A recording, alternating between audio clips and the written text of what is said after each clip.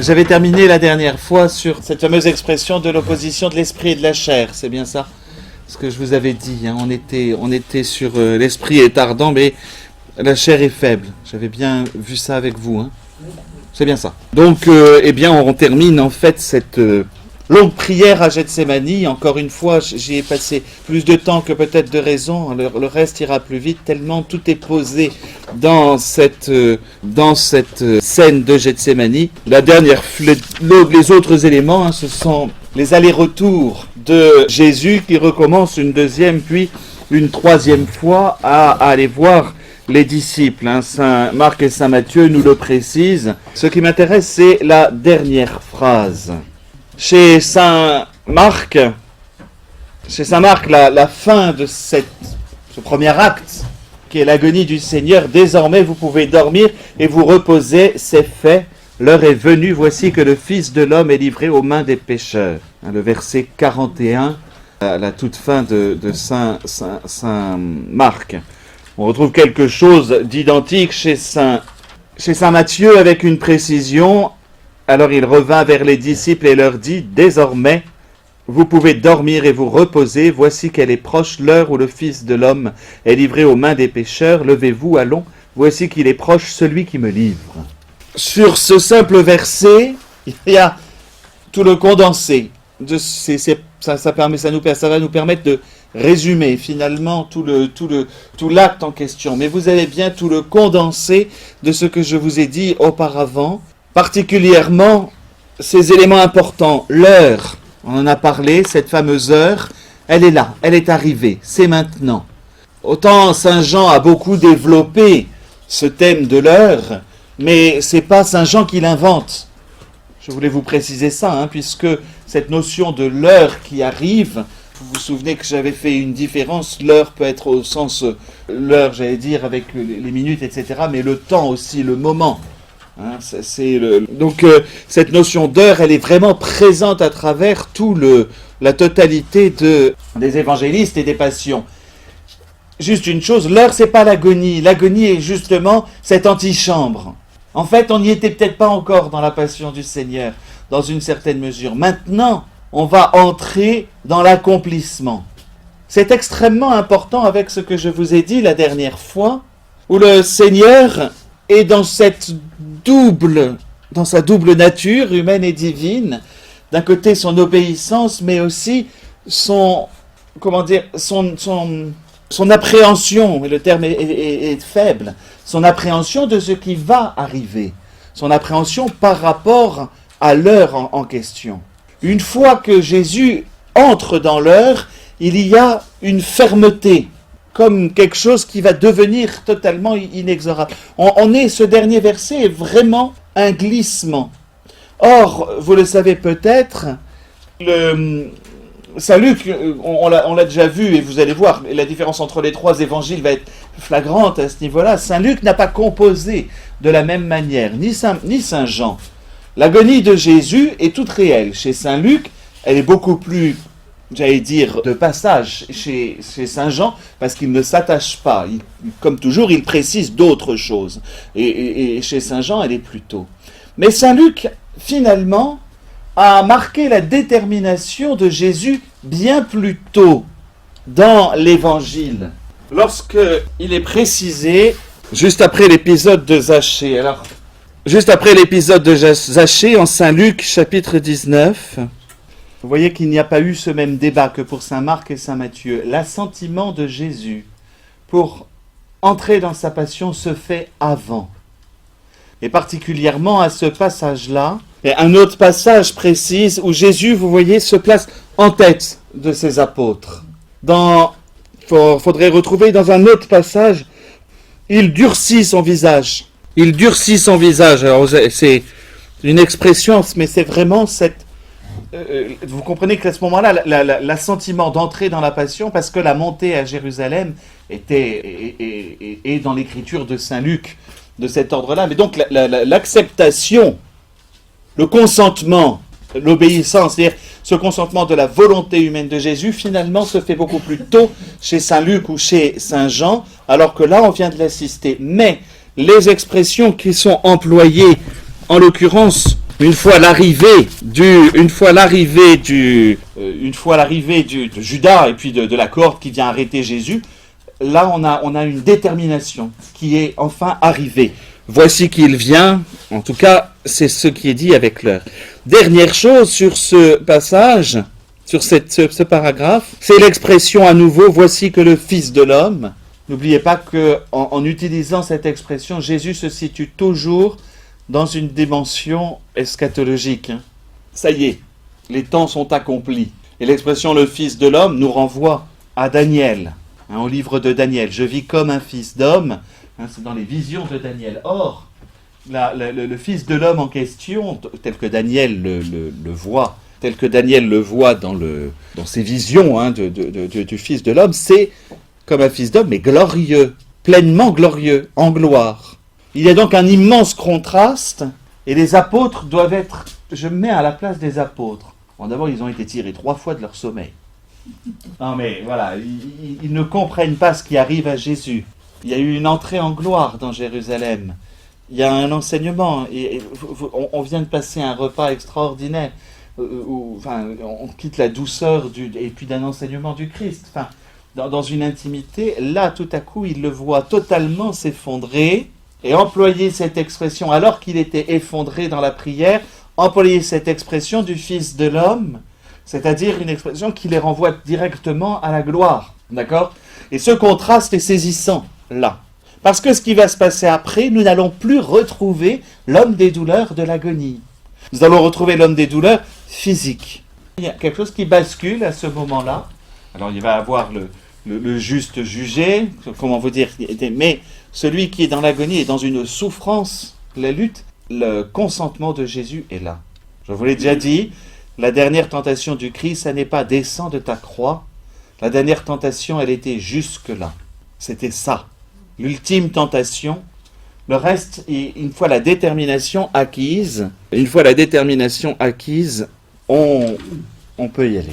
Et donc ce sera, à juste titre, on change d'acte, ce sera l'acte de, je dirais entre guillemets, l'acte 2, celui de l'arrestation à proprement parler. Je voudrais juste faire quelques petites remarques de conclusion sur, comme le fait Raymond Abraham, après un passage comme ça, il refait un certain nombre de remarques. Premièrement, sur la véracité, les motifs, on ne parle pas des motifs de crédibilité, mais sur le fait que ce ne soit pas une scène inventée, entre guillemets. La véracité de cette scène, la vérité que cette scène a bien eu lieu, on en a une certitude. On peut en avoir vraiment une certitude. Pourquoi ? Parce que, pour des païens, pour les païens qui vont être autour, à la rigueur pour les juifs, ça sera une autre interprétation, mais qui connaissent, donc qui sont du monde grec, qui connaissent tous la preuve de l'immortalité de l'âme qu'a donnée Socrate, dans un univers, sinon latin en plus, qui est profondément stoïcien à l'époque de Jésus. C'est la philosophie. Qu'un homme, qui plus est Dieu, souffre et subisse ainsi une angoisse face à la mort, c'est pas normal. Je veux dire par là que le stoïcien ou Socrate qui voit la ciguë, vous voyez le dialogue, je ne sais plus dans lequel c'est le dialogue, où il dit qu'il est saisi peu à peu par le il sent le poison, voilà, et on a un dialogue de Platon, et c'est beau parce que par ça il a prouvé l'immortalité de l'âme, parce qu'il reste serein dans la mort. On va avoir Cicéron, on va avoir parmi les stoïciens ou parmi les Grecs. Donc le fait qu'un homme, comment pouvez-vous dire, le fameux scandale des païens, il est là, plus encore que la croix. Comment pouvez-vous dire que cet homme en qui vous croyez ait pu souffrir comme ça, et puis avoir une angoisse? Et qui plus est, je suis de l'ordre de l'angoisse psychologique. Dans le scandale de la croix, le scandale des scandales, c'est que Jésus ait peur de mourir. Pour les sages, vous comprenez, ça nous permet aussi pour nous de mieux saisir ce qui est donné aux petits et qui n'est pas donné aux sages, c'est bien cela. Car nous, à l'inverse, si nous comprenons que Jésus, en ayant vécu cette souffrance psychologique, psychique, si violente, avec la peur de mourir et de souffrir, qui est légitime pour la nature humaine, ça veut dire qu'il est capable de nous rejoindre très loin à l'intérieur de notre propre, de n'importe quelle existence. Et qu'est-ce que nous préférons? C'est une vraie nuance, hein. Un Bouddha indifférent à la souffrance et qui va sortir de la nature matérielle des choses, ou un Messie crucifié qui vit les angoisses que nous-mêmes pouvons vivre. C'est pas de l'anthropomorphisme que de faire cela. C'est pour ça que je dis c'est un motif de crédibilité profonde, au moins de ce passage-là, parce que dans l'environnement autour d'eux, comment pouvez-vous prêcher face à un monde savant et cultivé qui au contraire dit il faut... voilà, c'est quelques décennies plus tard, c'est Sénèque qui se tranche les veines sereinement à la demande de Néron. Enfin, vous voyez, on a un monde qui, par rapport à la mort, justement, le monde stoïcien dit qu'il faut une grande indifférence, alors qu'on se retrouve avec un Messie qui a peur de mourir. C'est très intéressant pour nous. Et cette notion de scandale, je vous dis, le scandale des scandales, c'est cette angoisse de Jésus, plus encore que la croix. Plus encore que la croix elle-même, je veux dire. C'est pour ça que cette scène de l'agonie est la clé de la passion. On la passe souvent trop vite, hein, hélas. Pourquoi? Parce que elle ne fait pas partie du chemin de croix. Et donc ce que nous méditons d'habitude n'est jamais du côté de l'agonie, mais à côté de la démarche même du chemin de croix. C'est une réalité. Simplement, dans le chemin de croix, elle a été mise, l'agonie, d'une autre manière, par les 3 chutes de Jésus, qui ne sont pas bibliques. Juste pour nous, pour nous y retrouver, les 3 chutes de Jésus représentent justement, intègrent à l'intérieur du traditionnel chemin de croix, intègrent la véritable, l'enjeu. Ce qu'il va dire sur ce, c'est 262, pour le coup. Et donc sur cette question, faut pas passer trop vite sur cette question de scandale par rapport... Les Juifs, à la rigueur, vont comprendre ça. Ce qu'ils ne vont pas admettre, on va être après. Ça va être dans le jugement. C'est-à-dire la manière dont Jésus se qualifie lui-même. Ça, ils ne vont pas l'admettre. Mais déjà là, pour des païens, et donc si c'est un motif de crédibilité, c'est-à-dire que si je veux faire croire à un monde païen, si je veux prêcher l'évangile à un monde païen, si je montre qu'en plus le Jésus dont je parle, il a souffert, en plus face à la mort, il a eu peur, normalement, ça ne fonctionne pas, je veux dire. Si c'était une invention, le passage, je ne l'aurais pas mis. Vous comprenez les preuves en tant que telles. Je passe sur les problèmes de la composition en tant que telle. Et tout ce que l'on vient de dire, c'est la deuxième chose que je retiens. Vous avez un très beau paragraphe long chez Brown, où il met ça en parallèle avec l'Épître aux Hébreux. Vous savez, ce passage, alors l'Épître aux Hébreux, chapitre 5... C'est une épître qui est difficile pour nous à chaque fois. Les versets 7 à 10. Ça a un intérêt pour nous, pour la suite. C'est le paragraphe dans l'Épître aux Hébreux. Alors, l'Épître aux Hébreux a une construction très particulière. Elle nous est difficile à chaque fois que nous l'entendons. Hein. Quand on l'a dans la liturgie, autant vous dire, enfin nous, quand on prêche, autant dire qu'on galère un peu, parce que il y a un tel fond derrière, elle est vraiment pas évidente. Hein. Donc d'un auteur inconnu, c'est pas Saint Paul qui l'a écrite, on en est sûr. Ça, étant donné le style, mais elle est d'un auteur inconnu, c'est cette épître, mais d'un milieu profondément judéo-chrétien, juif. Et elle est destinée aux Hébreux, en tout cas, elle est un moyen de prouver aux Juifs que Jésus est bien le Messie. Et en l'occurrence, par rapport à son sacerdoce. Voilà, pour le passage de... Alors si vous voulez comprendre l'Épître aux Hébreux et sa structure, la meilleure introduction, c'est celle du cardinal. C'est l'introduction qui est faite dans la Tobe, pour le coup, dans la traduction écuménique de la Bible. C'est un cardinal qui a fait ça. Ah, j'ai plus son nom. Mais vous avez et l'explication de son plan et l'intro, c'est le plus facile pour comprendre.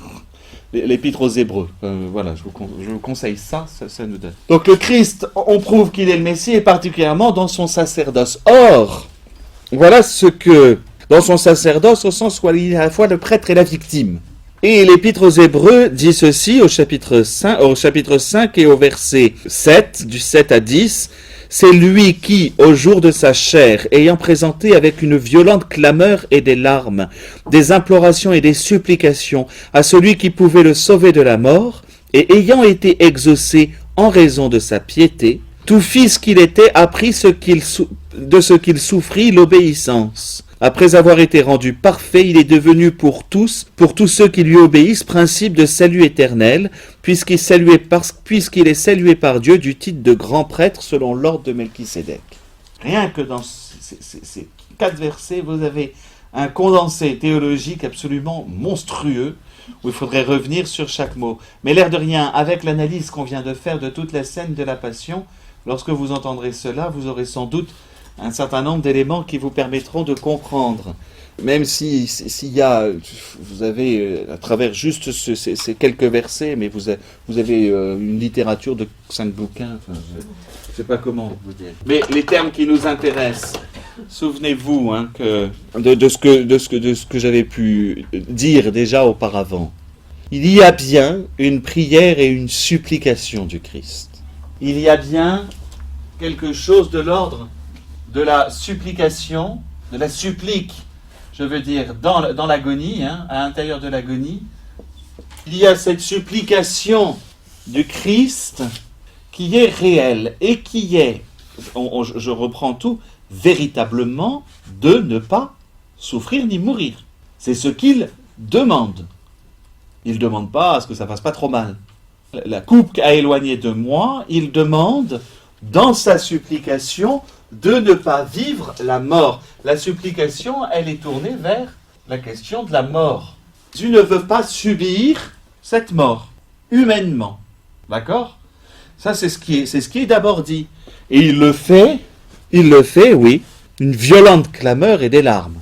C'est pas une violente clameur, mais on l'a entendu, vous l'avez entendu avec moi, à 3 reprises avec cette prière, que cette coupe s'éloigne de moi. C'est une vraie prière. Ce qu'il faut faire attention, lorsqu'on le lit, on a juste une petite phrase, et donc on a l'impression, bon papa, si ça pouvait pas avoir lieu, et puis voilà, il revient. Non, il y a quelque chose de violent dans ce combat. Au passage, c'est ça que ça veut dire agonie. N'oubliez pas qu'agonie veut dire combat. Agone, c'est le combat. C'est en grec. Et donc, à l'intérieur de l'agonie, donc je prends l'agonie en tant que telle, qui est donc ce combat, cette clameur, je vais vers la mort, je ne veux pas mourir. C'est ça que le Christ demande à son Père. Ne l'oublions pas. Et c'est important. Et alors l'Épître aux Hébreux est très étonnante, imploration et des supplications à celui qui pouvait le sauver de la mort, et ayant été exaucé en raison de sa piété. Vous dites, mais il n'a pas été exaucé. Mais si, il a été exaucé. Excusez-moi, mais par la résurrection, Jésus échappe à la mort. Eh oui. Oui, mais c'est le problème du plan divin. Et c'est intéressant pour nous. Excusez-moi, mais Jésus a échappé à la mort. Ah, il a échappé à la mort. Alors moi, c'est ce que je crois. Par la résurrection, Jésus a échappé à la mort. Il a traversé, exactement. Mais plus qu'il y a échappé. C'est ce que dit. Sinon, j'ai un problème avec l'Épître aux Hébreux. Il y a échappé. Et ça va être très important pour nous, pour la compréhension. Parce que l'Épître aux Hébreux dit qu'il a été exaucé.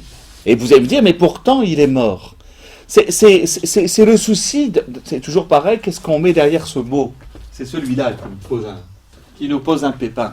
Alors, d'une part, mais d'autre part, même s'il est mort, c'est toujours quelque chose de très compliqué. Il échappe véritablement à la mort. Il échappe à l'Hadès. Il échappe à un certain nombre de choses. C'est pas et c'est ça le souci dans notre prière. C'est échapper. Peut-être qu'il vaut mieux pour nous comprendre traverser.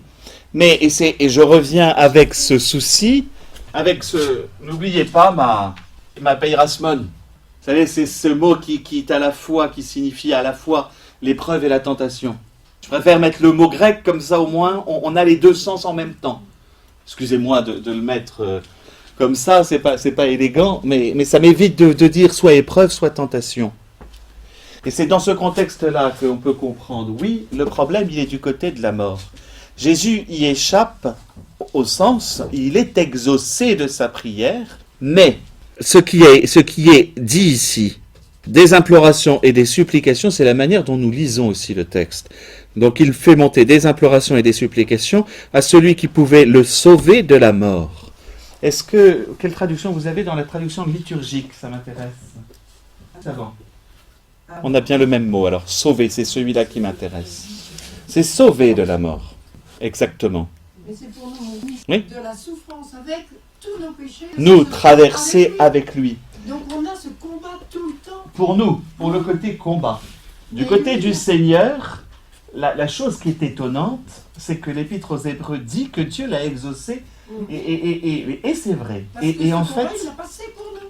et alors c'est ça qui m'intéresse, plus encore que pour nous, enfin si, pour l'humanité entière. Voilà. Donc il y a l'épreuve à traverser. C'est quand même quelque chose qui est l'épreuve de la mort. Et la supplication est donc d'être sauvé. Et c'est toujours pareil. Le mot sauver, le salut, c'est un mot qui a tellement de degrés de compréhension qu'il est fort difficile pour nous. C'est une question de salut. Et pardonnez-moi, je regrette de ne pas être espagnol. Que veut dire en espagnol ? Santé. La santé. Et oui. Et c'est ça qui nous aiderait. Salut, c'est la même, c'est sauver et de la même racine que santé. Simplement, les deux, nous en français, ça s'est écarté. Mais salut, quand je lève mon verre, quand je dis santé, salut. Salut, on dirait à Madrid même. Et le salut, la salut existe aussi. Le salut, c'est le même terme, santé et salut. C'est pour ça que ça vaut le coup d'avoir... on le retrouve en latin. En vrai, c'est pareil, le terme... Les deux sont liés, la santé et le salut. Donc voilà. Et donc, sauver nous renvoie à une question qui est autant d'ordre matériel, corporel, la santé du corps, mais aussi à un niveau bien plus haut, forcément, qui est la santé de l'âme, la vie, justement, la vie spirituelle. Et dans le salut, le Christ est en effet exaucé, car non seulement il ne perd pas la vie spirituelle, mais il trouve aussi une vie matérielle bien au-delà. Je vous rappelle que la chair du Christ est ressuscitée. Donc il y a quelque chose. Et on continue parce que le passage de l'Épître aux Hébreux, qui correspond en fait à l'agonie, donc la supplication du Christ, elle est pour être sauvé, donc dans ce combat, il demande fortement à être sauvé. Mais pour pouvoir être sauvé, il doit apprendre, et comme dit l'Épître aux Hébreux à ce moment-là, en raison de sa piété, tout fils qu'il était, il a pris, alors on a souvent par ses souffrances, l'obéissance, qui est très difficile pour nous à comprendre. Oui, parce qu'il est Dieu, fils de Dieu, égal au Père. Voilà. Et il prie le Père comme s'il n'était pas Dieu. Vous vous souvenez de ce que j'avais séparé, les deux choses? Elles sont toujours là, les deux. Mais de ce que, justement, il y a un combat, on est du côté de l'humanité du Christ. On est du côté de son humanité. Et justement, ce que je vous disais, les deux mots, ici je pourrais dire Abba, et le but est de passer, le Christ accepte, et en fait, vous vous souvenez, je vous avais parlé de ça, il faut dans son humanité qu'il apprenne l'obéissance, c'est-à-dire qu'il fasse le contraire d'Adam, qu'il aille jusqu'au bout. L'obéissance, et le problème est là aussi, parce que le mot est plombé pour nous. Obéissance, c'est un mot latin, au départ. Je me souviens quand j'avais été en formation, comme dans la vie religieuse, on nous fait à chaque fois ça pour parler du vœu d'obéissance, qui est le plus difficile des vœux. Pauvreté et chasteté, c'est pas un problème, obéissance. Eh oui, ob à odire. Ça vient de ce mot-là. On va dire, ça vient. Préfixe ob, on le retrouve dans le récit, par exemple, de l'Annonciation. Vous en avez parlé peut-être une fois. L'Esprit du Seigneur te couvrira de son ombre. Le mot latin, même grec, on va retrouver, c'est obombré. Oui, mais c'est l'expression, couvrira de ton ombre. C'est parce qu'en fait, on retrouve la même chose sur le couvrira. C'est une idée de couverture, si vous voulez, de prendre la totalité. Parce qu'on retrouve la même chose dans la torpeur qui couvre de son ombre, qui est ombre en fait, Abraham au moment d'un des songes qu'il a, le premier sacrifice d'alliance qu'Abraham fait. Et donc le ob, il y avait vraiment cette idée de couvrir totalement. Et à odire, c'est l'écoute. Écoutez. Donc l'obéissance, c'est se laisser couvrir et donc écouter totalement celui qui est, voilà, auquel, en fait, auquel je non pas me soumets, mais si je me mets totalement à l'écoute d'eux, l'obéissance est une question de confiance. Exactement.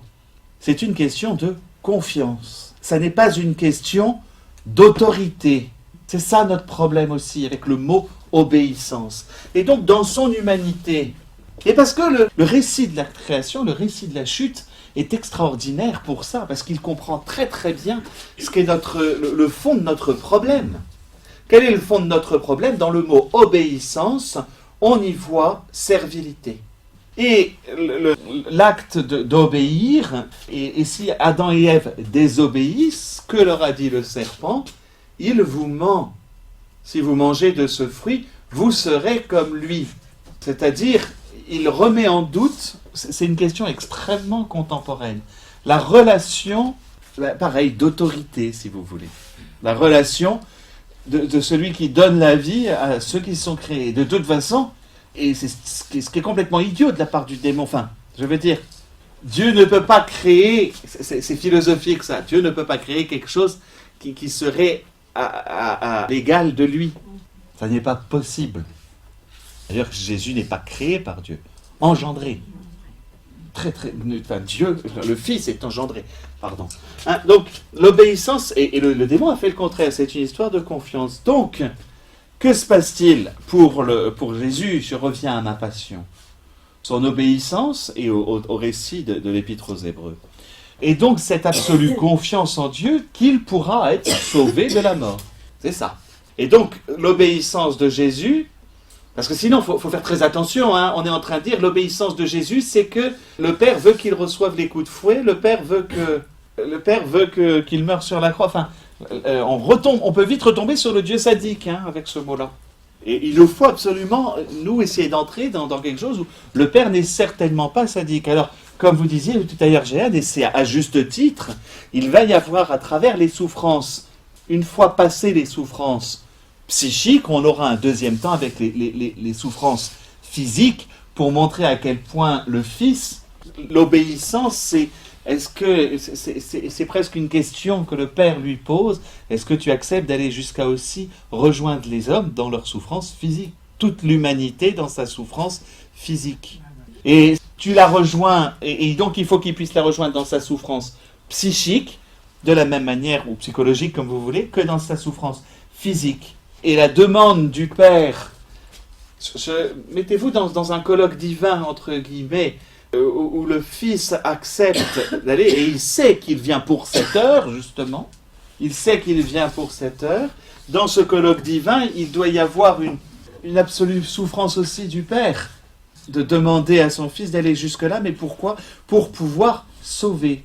Et donc, dans son humanité, Jésus doit apprendre l'obéissance. C'est ce que nous dit l'Épître aux Hébreux, ce qui est très étonnant. Mais dans son humanité, Jésus doit aller jusqu'au bout de l'obéissance, c'est-à-dire ce consentement à la volonté du Père, cumulé à une confiance, nous dit l'Épître aux Hébreux, que Dieu peut le sauver de la mort. C'est le mot, on le retrouve, et il va être sauvé en raison. L'autre mot, en fait, de l'obéissance, le problème, c'est que pour nous, c'est ça la piété. La vraie piété, au sens propre du terme. Je ne vous parle pas des exercices de piété. C'est pas ça. La piété au sens de la vertu de piété, de religion, fait partie de la vertu de religion, c'est justement cet acte, c'est-à-dire cette obéissance, cette acceptation totale de la volonté de Dieu avec la confiance qui en est cumulée. Donc, en Jésus, il y a... Mais c'est un combat. L'Épître aux Hébreux, comme les récits de la Passion et toute cette première partie de la Passion, ne nie pas que pour un homme, c'est un combat. Pour l'humanité, ça restera, et ça restera toujours un combat. Relisez pour ça la mort de la première prieure dans les Dialogues des Carmélites.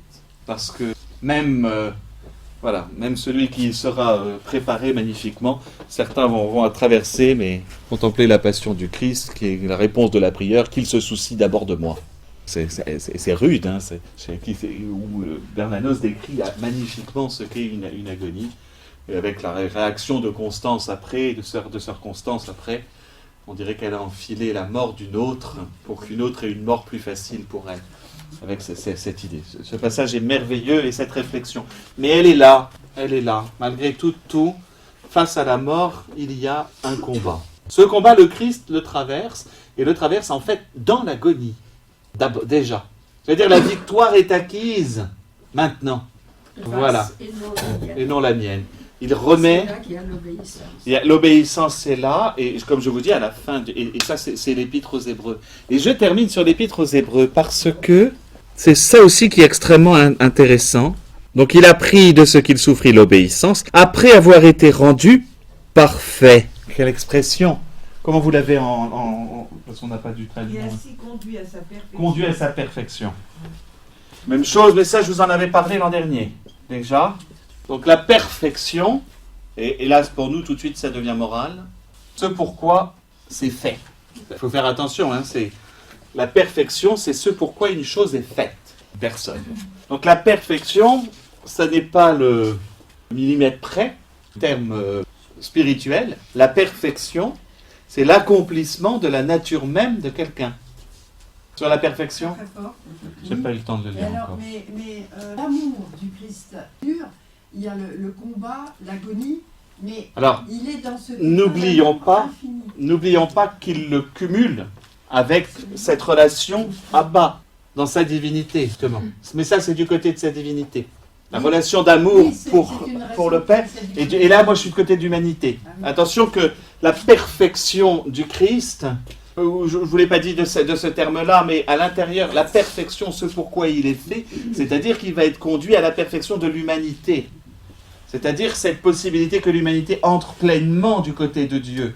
On est toujours ça, parce que la perfection aussi, ce pourquoi les choses sont faites, dans le contexte de l'Épître aux Hébreux, c'est aussi le sacrifice en tant que tel. Qu'est-ce que c'est qu'un sacrifice? C'est rendre sacré, c'est passer du profane au sacré. Et donc, c'est passé tout simplement par... Mais il faut qu'il y ait eu la résurrection, hein.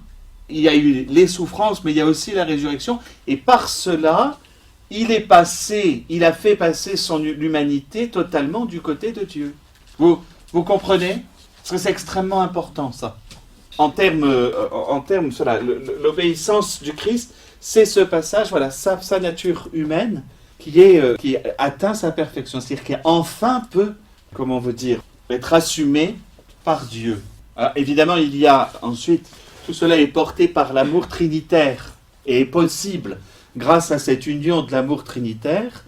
Néanmoins, même s'il y a cet amour, au moment de la souffrance et de l'agonie, particulièrement, même si c'est sous-jacent toujours au Seigneur, il y a un acte d'humanité, de sa nature humaine qui doit être posé. Et c'est celui-là qui provoque le salut. Le reste n'en est plus que la conséquence. Parce qu'à partir du moment où il va être arrêté, c'est inéluctable. Et là, vous écoutez la Passion selon saint Matthieu de Bach, vous explique cette manière dont c'est inéluctable. Le fameux choral mystère du calvaire revient à plusieurs reprises dans cette Passion. Et à chaque fois qu'il revient, il est descendu d'un demi-ton, qu'à la mort. Comme si quelque chose allait tomber et était inéluctable. Chez saint Matthieu, dans la saint Matthieu, c'est particulier. Vous voyez qu'en et alors, ce mot de perfection, il faut que nous on le comprenne bien, parce que pour Jésus, il est conduit, et par conséquent, il permet, vous savez, c'est pour cette raison, c'est parce qu'il est Dieu, et qu'il est pleinement homme, en raison de cela, il peut conduire toute l'humanité dans la même perfection. C'est ce que finit de nous dire l'Épître aux Hébreux, il est devenu pour tous ceux qui lui obéissent, donc pour tous ceux qui vont accepter cette relation aussi avec lui, pour tous ceux qui lui obéissent, cause de salut éternel. C'est important de le voir, c'est pour ça que je voulais au moins aborder quand même l'Épître aux Hébreux qu'on retrouve à la fois la prière, les larmes, on va retrouver tous les éléments de l'agonie, particulièrement dans l'Épître aux Hébreux. Et la souffrance dont parle l'Épître aux Hébreux, certes il y aura la souffrance de la croix, je ne nie pas les souffrances physiques du Christ, hein, bien au contraire, mais je voulais insister au départ dans un premier temps, vraiment sur l'impact immense de sa souffrance morale. Ça va pour cette question-là? Parce qu'ensuite, on arrive à l'arrestation. C'est l'acte 2, son arrestation. À la scène 2 plutôt, du premier acte, comme ça que je l'ai mis, qui est vraiment l'arrestation de Jésus, où là on a un récit avec les synoptiques. Vous savez que rien qu'avec ce passage-là, il y a de quoi analyser pareil des airs, mais surtout il y a un moyen de voir les nuances, et c'est ça, alors je m'éloignerai un tout petit peu de Raymond Brown pour le coup, mais de voir un peu les nuances qu'il y a entre chaque évangéliste. Finalement, c'est là qu'on va retrouver les nuances, c'est-à-dire ce regard que chacun va porter sur Jésus, sur la compréhension du Seigneur. Donc les choses sont faites. Évidemment, pour Saint Jean, ça a été fait avant. Père, je vais demander, Père, s'éloigne de moi cette heure, mais non, c'est pour cette heure que je suis venu. Et d'ailleurs, il y a eu la réponse de Dieu, Père, glorifie ton nom, et il y a une voix entendue du ciel, je l'ai glorifié et je le glorifierai. Donc la prière de Jésus et son agonie est très condensée chez Saint Jean. À juste titre, il n'en a pas besoin, les autres l'avaient très bien décrite. Vous savez bien qu'il complète. Saint Jean, on va le voir. Alors l'arrestation, parce qu'il va compléter avec certaines choses, et on va avoir surtout dans le récit du jugement par Pilate, qui est fortement intéressant. Première remarque sur l'arrestation de Jésus. Il y a d'abord une rencontre initiale, une première rencontre, avant les événements, jusqu'à l'événement du bonhomme qui part nu. Ce qu'on le sait uniquement d'ailleurs pour une fois par Saint Marc. C'est la chose étonnante, parfois il y a des détails chez Saint Marc qui sont supérieurs. Il y a un effet théâtral extrêmement important puisque les évangélistes précisent que Jésus parlait encore quand arrive la troupe en question. Si vous regardez le verset 42 de Saint Matthieu, 47 de Saint Matthieu, Jésus parlait encore lorsque Judas, l'un des 12, arriva. Jésus parlait encore au verset 43 chez Saint Marc, il parlait encore chez Saint Luc. Bref, on est dans un enchaînement, un fondu enchaîné si vous voulez, on dirait en cinéma, mais donc dans un enchaînement des événements. C'est le moment, c'est comme si l'assentiment, je vous parlais tout à l'heure, le consentement de Jésus provoquait les événements. Et ils ont lieu aussitôt, il n'y a pas de séparation. Ou on peut l'entendre d'une autre manière, non pas qu'il attendait, mais que Jésus avait jusqu'au bout à lutter. Au sens, il a lutté jusqu'au bout pour donner cet assentiment à Dieu. Quand enfin les événements vont se provoquer, là il y aura entre guillemets, ce oui qui est donné. Toujours est-il qu'il parlait encore lorsque Judas. C'est une chose qui est extrêmement importante. C'est une chose extrêmement importante que cette présence d'un des 12. On savait par Saint Matthieu, ce qui s'est passé. Judas est allé, on a l'histoire des deniers et tout le pataquès, ça d'accord. Mais là, en l'occurrence, il est identifié, l'un des 12, l'un de ceux qui sont les plus proches de Jésus, l'un de ceux qui ont été choisis. La trahison de Judas est d'autant plus étonnante. Jésus savait, on a eu déjà des récits, les récits de l'annonce de sa traîtrise. Il a quitté le repas. Il a quitté le repas et ils l'ont vu partir. Étonnamment, et Saint Jean l'avait précisé, vous vous souvenez, mais de toute façon, on pensait qu'il était allé donner de l'argent aux pauvres parce qu'il s'en occupait. C'est Saint Jean aussi qui précise tardivement qu'il était voleur, qu'il se servait dans la caisse commune. Quoi ? Enfin, voilà, ça a une certaine importance. C'est l'un du groupe. Ça ne vous pose pas un souci que Jésus ait choisi ? On rentre justement, ça pose toujours un énorme problème. Comment se fait-il que le Christ ait pu choisir une personne qui non seulement va le trahir, le livrer? Quelles sont les intentions de Judas? C'est vrai. Qu'est-ce qui motive un homme tout à coup qui a été proche de Jésus? Alors vous avez toutes les possibles interprétations. Je vais en retenir une. Et d'autre part, alors une chose, Jésus en a choisi 12, il n'y en a pas un pour rattraper l'autre. Il y a à part Saint Jean qui arrive à la fin, mais Saint Pierre l'a quand même renié 3 fois. Ils n'ont pas la belle part, les apôtres. Encore une fois, un motif de crédibilité de ces récits de la Passion. Parce que s'ils avaient la belle part, il est à peu près certain qu'on aurait retiré quand même ces passages. Il ne faut pas oublier ça. À l'instar des 11 autres, Judas, entre guillemets, est peut-être pire, mais les autres ne sont pas obligatoirement bien mieux. Alors, il y a la question du traître, puisque vous avez le psaume, très précisément, qui parle de cette traîtrise. Alors, il y a l'effet trahison. Je crois qu'il y a l'accomplissement des Écritures. Mais c'est un peu terrible. C'est un peu terrible pour j'allais dire le pauvre Judas. C'est quand même pas de bol, il s'est fait choisir, etc. Et de toute façon, Jésus le dit, il faut que l'Écriture s'accomplisse. Alors, n'oubliez pas, la question du temps, c'est que l'accomplissement des Écritures, les choses sont écrites pour, mais il n'y a jamais une inéluctabilité. Il y a une liberté. La liberté humaine, elle est préservée. Et la liberté profonde de Judas, elle est là. Pourquoi est-ce que Jésus le choisit ? Jésus n'a pas choisi des gars qui sont parfaits, on le sait. On a quand même un sicaire parmi les siens, enfin un zélote. On a, a priori, quand même, Saint-Jacques et Saint-Jean, ils avaient un petit peu de tempérament. Saint-Pierre aussi. Enfin, tous d'ailleurs, ils se disputent régulièrement. L'air de rien, l'Évangile nous parle de ces apôtres comme des hommes. Voilà, une bande de gars entre eux. Hein. C'est pas obligatoirement... Enfin voilà, c'est nos visions éthérées après qui changent. Donc déjà, Jésus n'a pas choisi autour de lui des hommes parfaits. Il faut qu'ils aient, alors ils vont être un peu aidés après avec l'Esprit Saint, mais personne ne l'a reçu, Judas ni Saint-Pierre d'ailleurs. Ok ? Ils ont tous reçu le baptême de Jean. La plupart ont été disciples, on ne sait pas pour Judas, mais ont été disciples de Jean le Baptiste. Donc on suit un mouvement qui est quand même un peu long. Ils sont depuis 3 ans avec Jésus lui-même. Donc il y a quand même toute une réflexion à avoir, à comprendre en tout cas, déjà sur le choix des apôtres. J'en ai déjà parlé avec la chute de Saint-Pierre, mais le choix des apôtres est déjà quelque chose d'étonnant. D'autre part, il n'y avait peut-être pas mieux, oui c'est ça, il n'y avait pas mieux sous le coude. Qu'on aurait été mieux, nous. Enfin bref.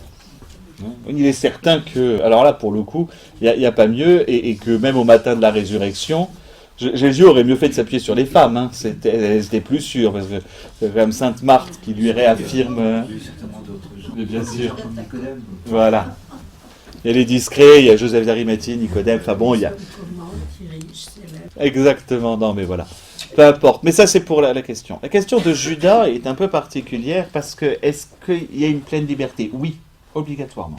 Obligatoirement, il a sa pleine liberté de prendre une décision ou non. Mais d'abord, quelle était la nécessité de livrer Jésus ? Pourquoi est-ce que les chefs des prêtres, ils le voyaient, et il va le dire d'ailleurs, j'étais dans le temple, pourquoi vous ne venez pas m'arrêter à ce moment-là ? L'arrestation de nuit se fait très clairement pour éviter une émeute, pour éviter un problème dans les relations avec les personnes, premièrement. Deuxièmement, le fait qu'il soit livré, c'est parce qu'on est dans des endroits qui sont privés. Je ne sais pas à qui appartenait ce fameux jardin de Gethsémani. On savait que Jésus y allait habituellement. Il faut quelqu'un qui puisse y entrer, qui soit habitué. La raison que ce soit un des apôtres, c'est ça. Pour pouvoir entrer dans le lieu. On va voir la même chose dans le sens inverse. Pour que Saint Jean puisse faire entrer Saint-Pierre dans le palais de Anne et Caïphe, il fallait qu'ils connaissent le lieu. Donc il y a une raison simple du fait que ce soit Judas qui soit à la tête, c'est parce qu'il est vrai. Alors vous avez aussi, même chose, un accomplissement qui se fait en lien énormément avec les autres traîtrises de l'Ancien Testament. Et particulièrement la traîtrise d'Absalom. Absalom est le fils de David. C'est le fils de David qui simplement, il y a une révolution de palais, qui décide de prendre le pouvoir à la place de David. Donc, c'est tout un passage du récit. Or, quel endroit David prend la décision ? David va prendre la décision de fuir Jérusalem. Et on a tout un récit de ses larmes dans la vallée du Cédron, en fait à Gethsémani, au même endroit. Il y a cet accomplissement. Et la traîtrise d'Absalom, d'ailleurs, au même moment, les choses sont fortement liées et très très imbriquées. Je ne me souviens plus. Vous avez un conseiller de David qui est envoyé comme espion auprès d'Absalom. Absalom va convaincre Absalom de prendre du temps, de pas attaquer David tout de suite. Et l'autre conseiller, se rendant compte que David avait gagné, va aller se pendre. Enfin, vous avez les 2 seuls suicides de la Bible, c'est aussi lié à la traîtrise d'Absalom. Les traîtres, les 2 traîtrises sont liées l'une à l'autre. Il faudrait que je retrouve le passage sans difficulté. Attendez, parce que sinon on va pas. Permet d'aller relire tout ce passage-là. C'est au 2e livre de Samuel, à partir du chapitre 15. C'est ça ici. le conseiller Hushai qui a raison de l'autre conseiller Ahitophel qui va se suicider.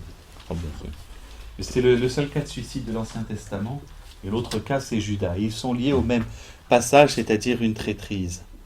C'est important de comprendre la traîtrise de Judas à travers la traîtrise d'Absalom. Vous ne pourrez pas la saisir autrement. D'abord, ce ne sont pas nos traîtrises à nous, évidemment, qu'elles y sont, et notre péché. C'est aussi une question de terrible, de relation à l'accomplissement. C'est-à-dire que ce soit Absalom, ou que ce soit Judas, ça nous permet de mieux comprendre sans doute les raisons de Judas, mais Absalom est persuadé que l'accomplissement de la promesse davidique, donc du règne, de David, passe par lui. Et en ce sens se révolte en disant, c'est bon, le vieux, il a fait son temps. C'est ça, si vous voulez. Et donc, il a vue humaine, c'était sans doute un gars intelligent en plus, Absalom. C'était très certainement quelqu'un de brillant. Bon, son petit frère, là, en plus, c'est pas la même mère qu'est Salomon. Donc, il n'y a pas qui paye pas de mine ou quoi que ce soit. Et donc, Absalom a une certitude intérieure, personnelle, d'accomplir la promesse de Dieu. Il y a une manière volontariste, si vous voulez, entre guillemets, pour Absalom, je ne rentre pas plus dans le détail par rapport à lui, d'agir. Eh bien, c'est un moyen de comprendre Judas. Quel Messie Judas attend-il ? Il pouvait être voleur, mais les autres n'étaient pas parfaits. On est d'accord. Donc, à la rigueur, on va enlever le cas de vol. Si Saint Jean le précise, c'est parce que, si Saint Jean le précise, c'est pour expliquer sa remarque au moment où il y a l'onction à Béthanie. Exactement. En plus, qui plus est, oui, ça peut être de cet ordre-là. Et d'autre part, ça peut être tout simplement aussi, de la part de Judas, se dire de provoquer, par la même occasion, une vraie manifestation de gloire. Judas a vu les miracles. Judas a vu ce que Dieu a fait. Et ce que Jésus a fait. Alors, on peut sans doute depuis Cana, parce qu'on estime qu'ils étaient tous là à ce moment-là. Et donc, depuis Cana, il a vu. Et il a vu ressusciter des morts. Ils étaient là pour Lazare. On le sait, puisqu'il est au repas donné par Lazare après, puisqu'il y a l'épisode Béthanie. Je veux dire qu'il a vu la puissance de Jésus. Et donc, le fait que Jésus ne prenne pas, entre guillemets, le pouvoir, c'est une question. Et toujours pareil, c'est une mauvaise compréhension de la promesse. Judas reste dans cette vision du Messie triomphant et ne peut pas passer par la vision du serviteur souffrant. Messie triomphant, il y aura bien, mais après l'étape serviteur souffrant. Au passage, lorsque la Vierge Marie dit qui avoue que je l'avais précisé, mais dit à l'ange, je suis la servante du Seigneur, elle a derrière le mot servante, renvoie servante comme mère du serviteur. C'est la mère du serviteur souffrant. Marie est déjà au courant, sait, dans une certaine mesure, aussi par quoi doit passer le Messie, celui qu'on lui annonce être son fils. Et donc elle n'est pas plus étonnée, mais parce qu'elle justement, elle va garder ça dans son cœur et à la présentation des paroles de Siméon. Dans le mot servante qu'elle emploie, vous avez aussi ça derrière. Je suis la mère du serviteur. Et de la même manière qu'une reine l'est parce qu'elle est la mère du roi dans ces sociétés. La reine, c'est toujours la reine-mère, c'est jamais l'épouse, mais la reine-mère. Ça aussi, dans notre tête, c'est un peu Queen Mum qu'on a directement comme réflexe intérieur, mais c'est pas grave. De la même manière, elle est servante parce qu'elle va être mère du serviteur. Et si on dit serviteur, c'est le serviteur souffrant. Bref, parenthèse fermée. Judas est donc toujours dans la vision, et on est dans la vision de l'eschatologie, il ne faut pas l'oublier, donc les visions de Daniel, quelque chose d'un peu d'apocalyptique, en tout cas d'accomplissement, le Messie, ça doit être justement. Alors, n'y mettons pas tout de suite les considérations politiques, est-ce que c'est maintenant, même si les apôtres vont la voir, juste après, avant l'ascension, est-ce que c'est maintenant que tu rétablis le royaume ? Je serai Jésus, d'ailleurs, il est parti. Ça l'a tellement énervé qu'il est parti. Il a compté sur le Saint-Esprit. Il est remonté, il a dit vas-y toi parce que j'y arrive plus. Je viens de passer 40 jours ressuscité, ils ont toujours rien compris. Non mais voilà, donc cette question-là, elle est pour tous les apôtres, pas Judas plus qu'un autre. Pour eux, il y a le Messie est roi. Donc il y a quelque chose de politique derrière. Et profondément humain, voilà. Mais il n'est pas plus que les autres, c'est ça que je veux dire. Donc je crois très sincèrement qu'il y a une volonté à forcer le destin de la part de Judas. C'est-à-dire une volonté à forcer Jésus, un peu comme Marie à Cana, sauf que Marie, elle pouvait. Marie à Cana, il y a cette idée de dire à Jésus, ils n'ont plus de vin. Ah ouais, c'est ça. Mais c'est un peu de cet ordre-là, simplement, Judas n'est pas Marie. C'est-à-dire qu'il y a, et c'est pas là, c'est une forme de provocation, oui, c'est le terme, c'est-à-dire une manière que Judas a de dire, en l'arrêtant, il va manifester sa gloire. En faisant ça, donc en fait, Judas veut forcer le destin, si vous voulez. Et ce faisant, il va, en effet, accomplir ces choses étonnantes que ce personnage de Judas. Il va accomplir, il va permettre que s'accomplisse l'Écriture. Ce qu'il n'avait pas compris, lui, qui était de l'ordre du serviteur souffrant, il va être l'instrument de cette entrée de Jésus dans une forme de souffrance, dans sa passion. Et finalement, dans sa gloire. Pas de la manière dont il pensait. Ça, c'est bien la méthode de Dieu aussi. C'est pour ça que la personne de Judas, celui qui livre, a quelque chose de à la fois pathétique et c'est terrible que cet homme, on en éprouve presque de la peine par rapport à Judas, parce qu'il y a quelque chose d'étonnant. Mais n'oublions pas, donc il fait partie de ceux qui ont été choisis, et que voilà, il malgré lui, il se retrouve à faire en sorte que l'Écriture s'accomplisse. Oui. Iscariote voulait dire peut-être Sicaire, donc déjà on est face à des personnes qui n'étaient pas obligatoirement moralement excellentes, mais oui. Mais il n'est pas tiède. Je crois pas qu'il ne faut pas faire de Judas un tiède. Non, il n'est pas tiède. Ouais. Et Et on sait par saint Matthieu qu'il ne pensait pas que ça allait si loin. Attention que nous, on parle d'un mystère, mais parce qu'on a une méditation qui se fait. Mettons-nous à l'époque. Il faut se mettre à leur époque. Avec l'absence d'abord de l'Esprit Saint que nous on a reçu. Absence d'un enseignement de 2000 ans que nous avons. Si vous vous mettez à l'époque, pour nous c'est évident que Jésus est le Fils de Dieu. C'est déjà compliqué à comprendre. Mais à la rigueur, on le sait depuis qu'on est enfant. On sait un certain nombre de choses qui nous facilitent la tâche.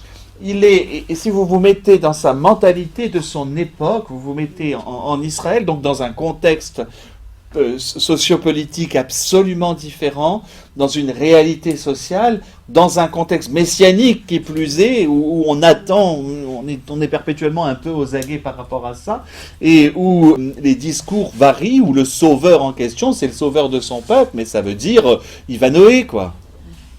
Et les disciples d'Emmaüs, ils le disent encore, on n'a rien compris, qu'il allait rétablir, qu'il allait virer les Romains, qu'il allait nous rendre notre indépendance, qu'ils attendent le royaume de David. C'était une terre occupée. Oui, c'était Quand alors, on ensuite. est sur place en Israël. Il y a tout ce mélange à l'intérieur. Enfin, après, en plus, de manière contemporaine, c'est plus compliqué. Enfin, il faut se mettre dans la peau de Judas à l'époque. Donc, il ne peut pas saisir l'once de ce que je suis en train de vous dire. Qu'il ne peut pas comprendre, comme les apôtres qui... Les apôtres n'ont rien compris, on le voit bien au moment de l'agonie. Ils dorment, ils font, mais qu'est-ce qui se passe? Pourtant, il les a instruits. Oui, mais vous pouvez avoir lu... je vais prendre un exemple sur ce que c'est que la prophétie et notre manière de comprendre les choses. On dit qu'au dernier consistoire de Jean-Paul II, Jean-Paul II aurait dit en sortant « Je n'ai pas fait cardinal mon successeur ». Chose qui peut être comprise comme « Il y aura encore un consistoire ». Je me souviens très bien de ça. D'accord ? Je n'ai pas fait cardinal mon successeur. Il va s'avérer que son successeur est quelqu'un qu'il n'a pas fait cardinal. C'est le dernier cardinal fait par Paul VI. Benoît XVI n'a pas été fait cardinal par Jean-Paul II, mais par Paul VI. Et donc, notre mode de compréhension, vous comprenez ce que je veux dire? Notre manière de voir, et je m'en souviens très très bien, va dans un sens quand l'accomplissement d'une prophétie est selon le sens de Dieu. Donc évidemment qu'à l'époque, ces pauvres apôtres ne saisissent pas l'enjeu et le poids de tout ce qui se passe. Et que Judas n'est pas plus condamnable qu'un autre, engoncé. On va avoir le problème, on a eu l'agonie là, et après on va avoir le problème du jugement de Jésus. Les questions des Juifs, il y a un enjeu assez important à ce niveau-là. Bref, notre personnage de Judas, et on peut plus s'apitoyer sur lui, mais il ne saisit pas. Au demeurant, c'est un traître. Et il livre Jésus à la mort. Il le sait. Il sait qu'il voulait le mettre à mort, c'est su. Parce que les évangiles nous le disent, et les apôtres le savaient. Saint Thomas qui, au moment où ils apprennent la mort de Lazare, qui fait « nous aussi allons mourir avec lui ». Donc il y a quelque chose de cet ordre-là. Hein. Oui, mais on peut espérer. Et alors, je pense qu'il y aurait une armée, justement, il doit y avoir certainement quelque chose de cet ordre-là de la part de Judas. Il faut simplement, c'est pas l'enfermer dans une fatalité. Et vous savez, c'est comme en voulant provoquer quelque chose, finalement, il se retrouve dans ce qui a été dit à son sujet, dans les Écritures. Vous savez, Et alors, il n'y a pas du gain. Le coup des 30 deniers, mais on en reparlera. On en reparlera plus en profondeur, au moment parce qu'on a le dialogue à l'intérieur de la Passion avec le grand prêtre où j'ai condamné un innocent. Il y a quand même la prise de conscience de Judas. Ça, j'en reparlerai un peu plus en détail à ce moment-là. Alors, c'est l'heure des ténèbres. Hein. Vous savez, quand Saint Jean... il y a tout un jeu. Alors, on va le voir justement la prochaine fois, cette question de la nuit et de ceux qui viennent arrêter Jésus. Très clairement, Saint Jean le dit, au moment où Judas sort, il faisait nuit. C'est maintenant l'heure des ténèbres. Là, il est... voilà. Exactement. Voilà, je vous remercie de votre attention.